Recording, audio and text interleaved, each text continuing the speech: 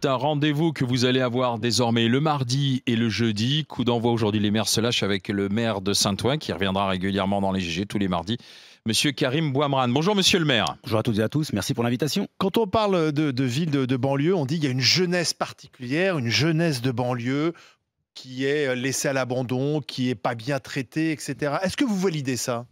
Moi, ce que je valide, c'est qu'il n'y a pas une bonne jeunesse de banlieue et une mauvaise jeunesse. Ce qu'il y a, quand vous regardez globalement, il y a une jeunesse issue d'un milieu aisé et d'un milieu qui est, on va dire, plus défavorisé. Et que ce soit dans les zones rurales, que ce soit même dans les hypercentres, vous avez des familles issues du milieu populaire dans des grosses villes. Donc la distinction, il faut la faire comme ça. La distinction, elle n'est pas banlieue, hypercentre, elle est aisée ou pas aisée. Donc ça, c'est ma première grille de lecture. Ensuite, est-ce qu'aujourd'hui, il y a un gros problème dans notre jeunesse? Oui, il y a un gros problème. Quand vous regardez ne serait-ce qu'en termes d'éducation, hier c'était la rentrée, j'étais sur le terrain, on voit bien qu'une bonne partie dans tous les départements de France, il manque de professeurs, on voit bien qu'aujourd'hui qu'en termes de projection, lorsqu'on est jeune aujourd'hui, c'est pas lorsqu'on était jeune dans les années 70 où il nous fallait en moyenne 15 ans pour pouvoir doubler son pouvoir d'achat lorsqu'on a été issu d'une classe populaire grâce à son travail. Aujourd'hui, il faut 80 ans. Donc, il y a un problème en termes de perspective, qualité de logement, et je me tourne vers le docteur, santé mentale. Et là, pour le coup, ça touche aussi bien les milieux aisés que pas aisés. On a en moyenne 28 suicides par jour. Et pourquoi la jeunesse, on la laisse de côté, on l'abandonne, on s'y intéresse pas parce que les électeurs sont âgés? Parce qu'aujourd'hui, c'est un problème multifactoriel. Le problème, c'est pas un choc générationnel. C'est pour ça que moi, j'étais contre la sortie de Bayrou, là, les baby boomers, etc., les boomers, monter les générations les unes contre les autres. Aujourd'hui, la grandeur d'un pays, on la mesure au travers de sa jeunesse. Mais c'est un investissement global. Logement. C'est quoi aujourd'hui les origines, l'origine des inégalités? Le logement, quand vous vivez à 4-5 dans une pièce, compliqué de se projeter en termes d'éducation. Ensuite, la qualité de la sécurité. On l'a évoqué tout au long de cet été avec le sujet de narcotrafic. Les premières victimes de l'insécurité, de la violence, ce sont les jeunes. Ensuite, en termes de politique publique sanitaire, on l'a évoqué au niveau des suicides, mais aussi capacité à voir leurs parents, j'ai bien leurs parents et leurs grands-parents, se soigner. Et évidemment, un autre élément, l'explosion des familles monoparentales, où vous avez une bonne partie des mecs qui ne payent pas leur pension alimentaire, créant une politique exacerbée en termes de pauvreté. Donc voilà, c'est une raison multifactorielle qui font qu'aujourd'hui, notre jeunesse manque de perspective, manque d'avenir. Et je terminerai là-dessus, pardonnez-moi, ça fait pas rêver aujourd'hui ce qu'on nous vend au niveau politique. Non, ça. La dette, l'anxiété, Oui, il n'y a pas de perspective. l'aigreur, de perspectives radieuses. Oui. Antoine, d'accord avec ça? J'aurais pu vous répondre sur les milliards d'euros, les dizaines de milliards d'euros qui ont été sur la banlieue, etc. Mais j'aimerais qu'on ait un échange plus intéressant peut-être. C'est que j'entends ce que vous dites, je vois vous parler depuis votre point de vue de gauche. Moi, je pense que la jeunesse, elle est aussi, comment dire, cassée dans son élan par le poids de notre modèle social. Les jeunes, aujourd'hui, ils voudraient pouvoir travailler, gagner bien leur vie, et tout ce qu'on leur propose, c'est « rassure-toi bonhomme, on va te prendre la moitié de ton salaire, mais c'est pour ton bien, c'est pour ta retraite, dont on sait qu'on l'aura jamais, c'est pour ton chômage dont on n'a pas envie de bénéficier ». Donc vraiment, je pense que le modèle social dont vous êtes un défenseur de votre point de vue de gauche n'est plus défendu par les jeunes qui voudraient juste un modèle beaucoup plus libéral où, voilà, à l'image de celui qui va faire Uber et qui dit moi, à chaque fois que je travaille, j'engrange du pognon, etc. Donc, je pense qu'il faudrait, et j'aimerais bien votre avis, une vraie libéralisation pour que la jeunesse puisse gagner du pognon. Le problème, vous avez raison Antoine, et je me permets de vous appeler Antoine, le sujet aujourd'hui, c'est que le travail ne paie plus. Bien sûr qu'il faut valoriser le travail. À cause du modèle social. Non, à cause d'un élément qui fait qu'aujourd'hui, lorsque vous arrivez dans une situation où vous n'avez pas une rente de départ, un capital de départ, aujourd'hui, c'est plus facile d'être rentier que de chercher à s'émanciper grâce à son travail. Ce sont les statistiques. Ensuite, attends, ça c'est vrai. Ensuite, non mais il y a pas de c'est factuel, c'est scientifique. Les enfants de Bernard Arnault, c'est pas à tous les coins de rue. Un autre élément, vous ne pouvez pas être l'architecte de votre propre vie si vous êtes à 5, 6 dans une piole. Ce n'est pas possible. Mais si, enfin, pardon. En fait, pareil, dans ces cas-là, vous défiez les lois scientifiques. Non, pardon, monsieur le maire, ça peut être plus dur, mais on est en France, on peut réussir. Ah non, je n'ai pas dit qu'on ne pouvait pas réussir lorsqu'on est pas en France. Je dis simplement que statistiquement, parce que vous évoquiez le fait que, oui, la jeunesse veut plus d'argent dans leur compte en banque. Voilà. Je suis le premier à le dire, c'est la raison pour laquelle j'ai dit qu'il fallait un 13e mois. Aujourd'hui, Mais qui le paye? Vous voulez qu'on en parle de qui le paye? Bah oui. Donc aujourd'hui, c'est très simple. On peut aller chercher avec la taxe Zuckman 20 milliards, avec,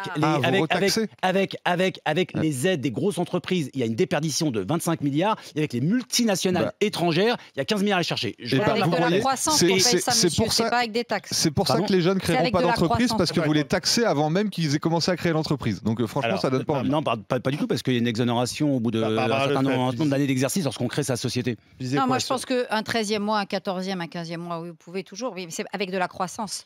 Avec de la croissance durable, la croissance saine d'une économie productive. C'est pas avec des taxes Zuckman et des impôts qui viennent écraser certains qu'on fait de la productivité et de la croissance qui soit saine et pérenne. Antoine a dit, je ne vais pas vous parler des sommes dilapidées, juste comme ça quand même. Hein. En 40 ans, l'Association des contribuables associés l'a chiffré. 200 milliards qui ont été donnés dans tous les plans banlieue. Et la Cour des comptes elle-même, qui n'arrive pas à chiffrer, dit que c'est environ 10 milliards d'euros par an, c'est-à-dire le double du budget de la culture. Donc, je pense qu'effectivement, il y a beaucoup d'argent qui est envoyé dans ces quartiers pour autant avoir entre 16 et 19% de chômage. Alors qu'on est à 7% à l'échelle nationale, on est sur du 14% d'illettrisme, alors qu'à l'échelle, c'est 2 fois plus que à l'échelle de la nation. Donc on a un vrai problème aussi dans ces quartiers. Et moi, ce qui me dérange, c'est un petit peu le discours que vous avez laissé entendre, qui est on ne peut pas, vous avez dit, s'en sortir quand on vit à 4 dans... Voilà. Je suis désolée, mais vous le savez peut-être comme moi d'ailleurs, dans les années 50, les familles de rapatriés ou les familles d'immigrés qui arrivaient, il n'y avait pas les logements sociaux à l'époque. Et oui, ils étaient, enfin moi, en tout cas j'ai connu ça dans ma famille, ils étaient à 5 dans un 2 pièces, il n'y en a pas un qui a fini délinquant, ils ont tous fait quelque chose dans leur vie. Et les enfants orphelins de guerre, ils étaient tout seuls avec leur mère, donc les mères isolées, ça existe depuis très longtemps. Ils ne sont pas tous devenus non plus délinquants. Il n'y avait pas la salle de bain. Quelque chose de très actuel, ça. Mon père est né en 48, il avait encore les tickets de rationnement et il vivait dans un studio, il n'y avait même pas de toilette. Pas la peine d'aller chercher jusqu'aussi loin, mais juste ne caricaturons pas les propos. Est-ce que j'ai dit que lorsqu'on vivait à 4-5 dans une piole, on ne pouvait pas réussir? Excusez-moi, je viens d'un logement insalubre, donc je sais exactement de quoi il s'agit. Ce que je suis en train de dire, c'est qu'une bonne partie des inégalités sont nées à cause de la situation dans le logement. Et à la question, donc on dit bien la même chose. Oui, mais aujourd'hui, parce que la question c'était, y a-t-il une jeunesse qui a été mise de côté?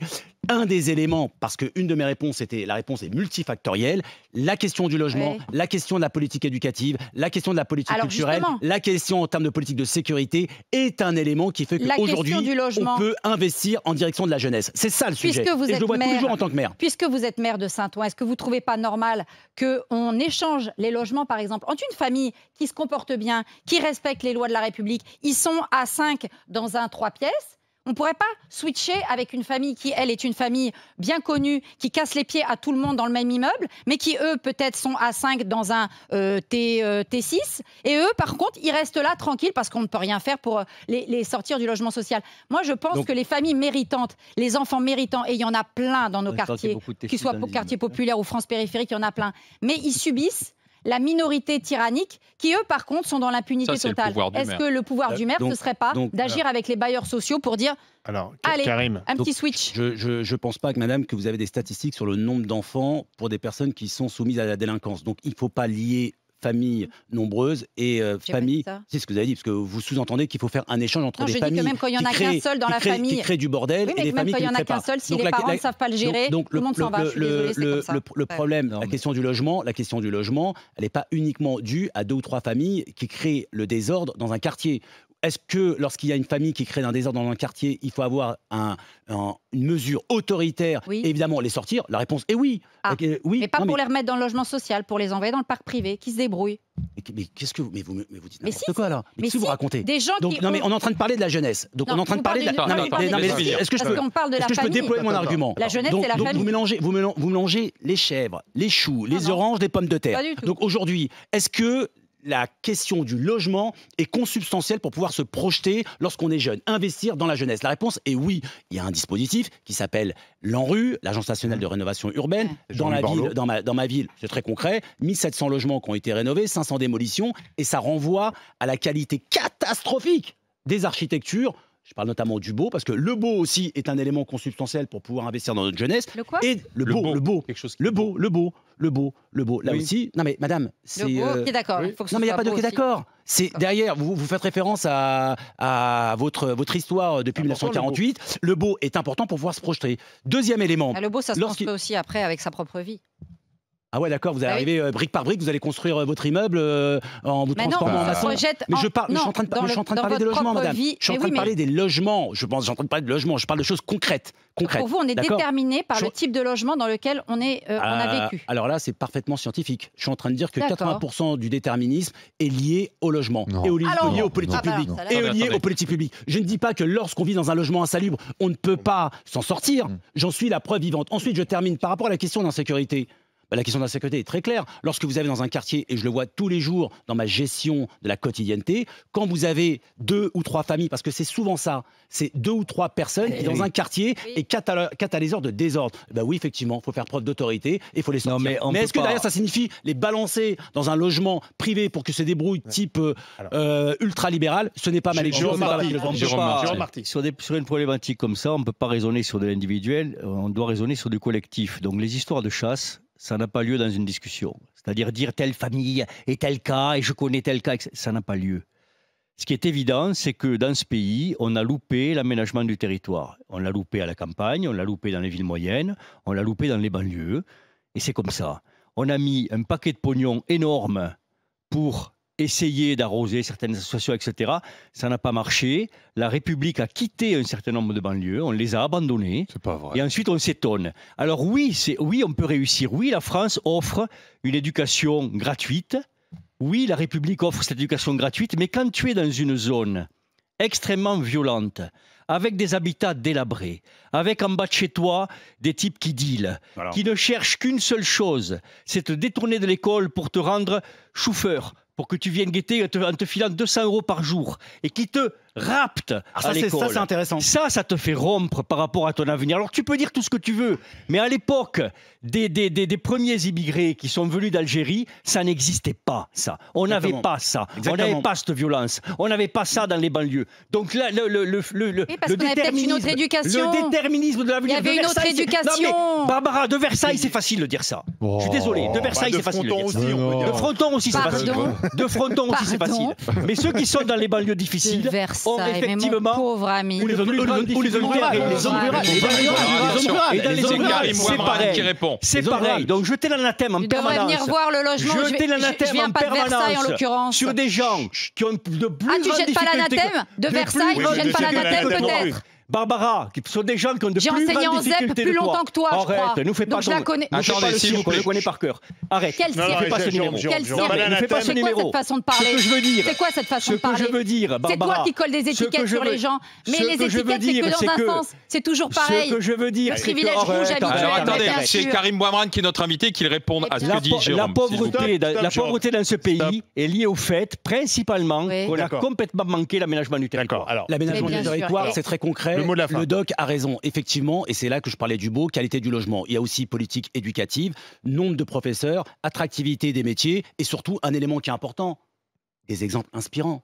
Et vous avez raison, lorsque en bas de la cité, l'exemple qu'on a, oui. c'est le dealer, on n'arrive pas à se projeter. C'est pour ça qu'à Saint-Ouen, très concrètement, on fait venir des entreprises, on ouvre vers le Brésil, vers les États-Unis, on leur montre qu'il y a d'autres perspectives, de l'espoir, de l'espérance. Quand je parle d'un avenir radieux au niveau de notre jeunesse, c'est ça. Et les politiques ont un rôle extrêmement important. C'est la raison pour laquelle, et là, Antoine, vous avez raison, c'est comment leur donner la possibilité La d'avoir première inspiration, c'est la plus- famille. C'est plus les d'argent parents. dans leur compte en banque, plus de L'inspiration. perspectives grâce à leur travail. C'est C'est le ça modèle. l'espoir, c'est ça l'espérance. Merci Karim Bouamran, c'est notre premier rendez-vous, le maire de Saint-Ouen. Rendez-vous mardi prochain, monsieur le maire. En attendant, après-demain, c'est Robert Ménard, le maire de Biézé, qui viendra, lui, avec sûrement un autre point de vue. Merci Karim Bouamran. Merci à vous. Dans un instant, on va s'intéresser à ce qui se passe du côté de Lyon. On installe un portique anti-couteau à l'entrée d'un lycée. On est dans le scanner à ondes électromagnétiques à l'entrée du lycée Dr Charles Mérieux à Lyon. Alors la région est dirigée par Laurent Wauquiez, c'est la région qui gère les lycées. Donc Laurent Wauquiez, vous le savez, le portique de sécurité, c'est l'un de ses chevals de bataille. Et donc il a décidé d'installer ces portiques pour lutter contre... Oui, un des chevaux de bataille. Et puis surtout, c'est plus Laurent Wauquiez, je crois. Je crois qu'il est député depuis un an. Oui, enfin, voilà, son adjoint, formellement, voilà, il y a un nouveau président. Celui qui a pris sa place, exactement. Mais il y a toujours la marque Laurent Wauquiez, Wauquiez qui impulse et qui a toujours défendu publiquement ce combat, mettre des portiques de sécurité comme on les a à l'aéroport. Là, il y a une prolifération des armes blanches. On en parlait tout à l'heure avec ce boulanger qui a été poignardé pour un vol de pain.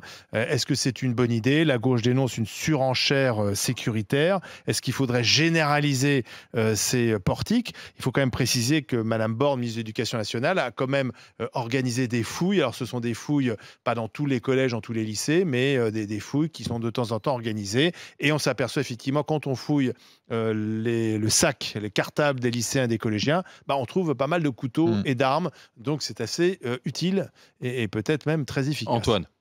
On avait déjà eu le sujet ici et j'avais dit que je plaidais pour qu'enfin on ait des portiques à l'entrée des établissements scolaires. Eh bien, il y a des politiques qui y vont, qui tentent l'expérience. Alors, on m'avait répondu à l'époque, oui, mais Antoine, tu vas freiner l'entrée dans l'établissement.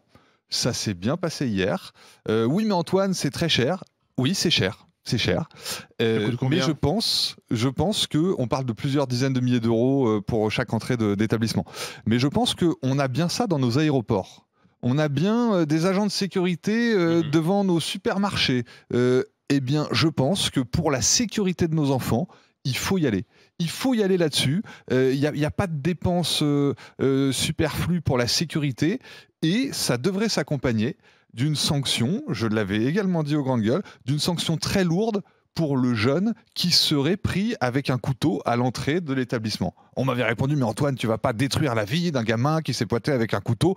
Ben si, parce qu'il aurait pu détruire la vie d'un autre en plantant ce fameux couteau dans le bide d'un de ses camarades. Donc maintenant, qu'on prenne enfin les choses en main et qu'on rétablisse la sécurité partout dans notre pays et particulièrement à l'école. Barbara, non, mais moi... tu verrais ça à l'entrée de ton établissement? Mon problème, c'est une question de pratique, juste ça. Parce que là, il y en a plusieurs, donc ça passe à peu près, mais le flux d'un lycée, en général, c'est pas 500 élèves. Hein. Oui. On est sur du 1000, 1200 élèves. Oui. Moi, le principe ne me gêne absolument pas. C'est juste la question pratique. Parce que là, je vous raconte même pas le temps pour que tous ces élèves sortent. Mais après, pourquoi pas? Maintenant, moi, je pense que le mieux, ça reste encore, en effet, un nombre de personnels encadrants, c'est-à-dire des surveillants beaucoup plus nombreux, bien formés aussi, hein, pas des... plutôt une présence humaine. Pas des surveillants copains, des vrais surveillants, parce que ça ce serait bien aussi qu'on ait des surveillants qui ne soient pas toujours des copains des élèves, qui ressemblent d'ailleurs souvent à des élèves. Et donc ensuite, une fois qu'on a fouillé, effectivement, on trouve un couteau, conseil de discipline, et immédiatement...